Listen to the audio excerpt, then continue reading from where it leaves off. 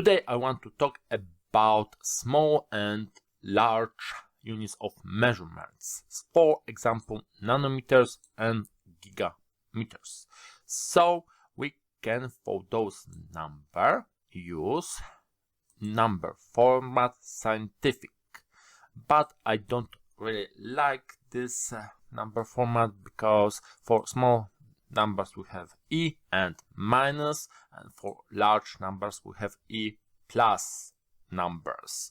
I prefer to add just text to my numbers. So for example, to add nanometers, I select the cell with 1, Ctrl 1, custom format, and without precision, so 0, and in double quotes space and m for nanometers, and just like that I have nanometers, and I just have to, let's say, integer numbers, some common numbers, not very small, but with a unit of measurements. So I don't have this small number, I have just 3, but I just add units.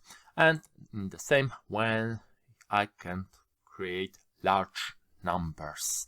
So Ctrl 1, custom, this time with 2 zeros after the comma and in double quote space, G, uppercase G, M, and close double quotes. And I have my large number, and I can write this as large number just using small numbers.